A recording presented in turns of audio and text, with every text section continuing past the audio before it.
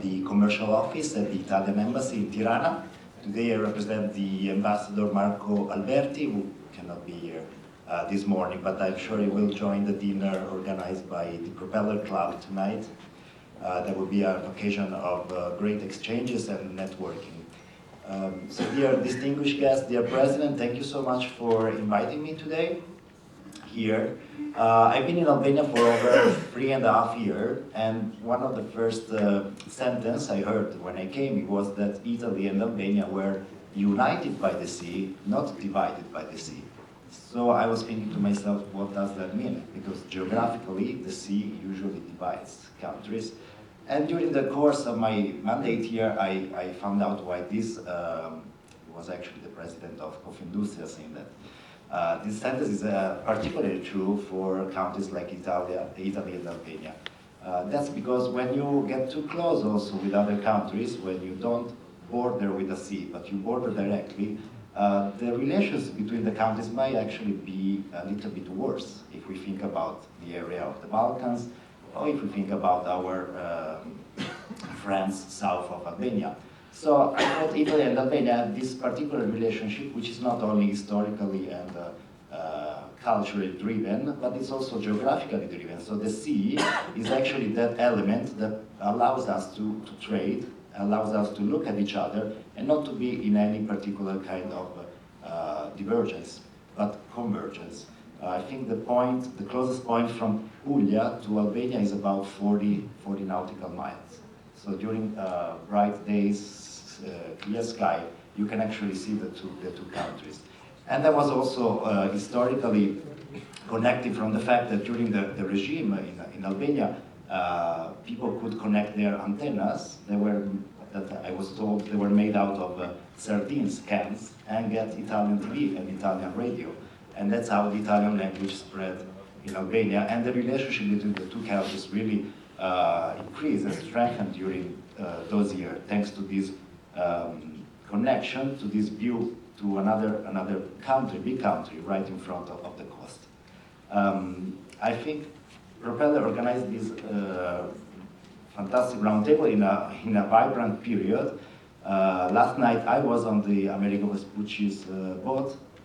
Right after, the Prime Minister of Albania, Rama, met with the Italian Minister of Defense, Crosetto, and they signed a memorandum for a temporary transfer of the patrol ship Libra, which is valued around 4 million euros.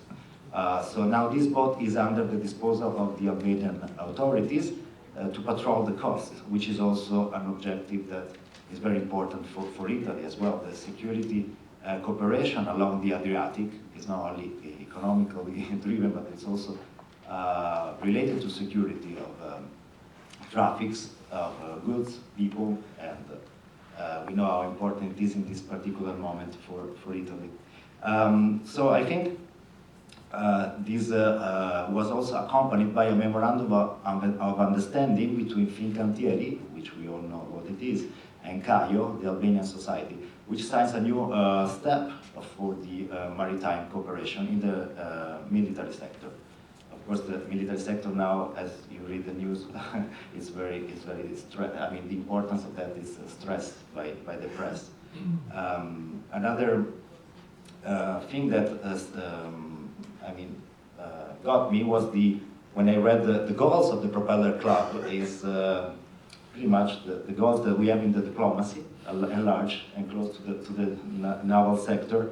And it's hard time now to promote trade, as we all know, the custom tariffs from the US, and to promote, support, and develop maritime activities. We try our best, I would say, to make Mediterranean great again, to use a phrase that is very used during this time.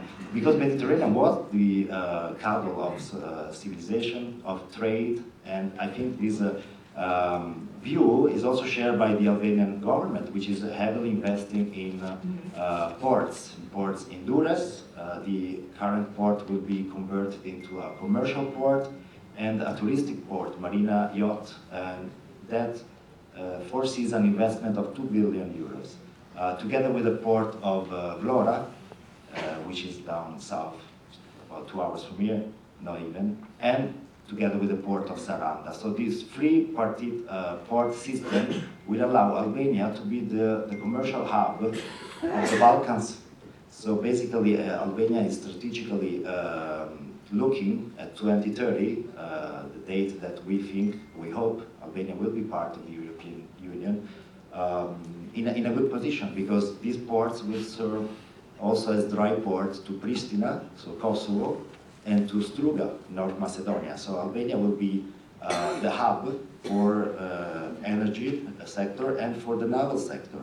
So that's a vision, I think, very much shared by Italy and supported by that. We know that the trade between Italy and Albania is 90% through boats, through the nautical sector. So that will be also a boost to these numbers. Right now, Italy and Albania trade for about 4 billion euros per year. That's pretty much 30% of the global interchange that Albania has with the rest of the world. So if we think about numerically, the competitors, the other countries are about China, Turkey, Greece, they're about 8%. So 30 compared to 8, we have 22 point percentage ahead in trade. I think these initiatives, also that Propeller is doing, will boost that also commercial part that we are invested in.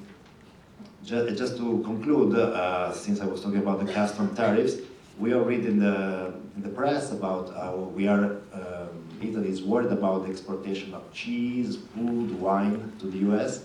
But if we really look at the data, the first three categories that we export are not that. They are mechanics, precision, they are means of transportation, so also nautical sector, recreational boat, commercial vessels, and they are pharmaceutical.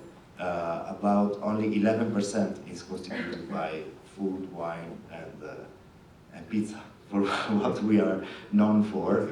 It's good to be known for that, but let's remember that Italy also in the nautical sector has a very big industry. The president has given some numbers, but I was impressed by the growth of this industry, which is, I don't want to say a wrong number, but it's about growth rate of 14%, higher than the overall growth of Italian exports. So I think these are numbers to reflect on during the roundtable today. Thank you very much for your attention.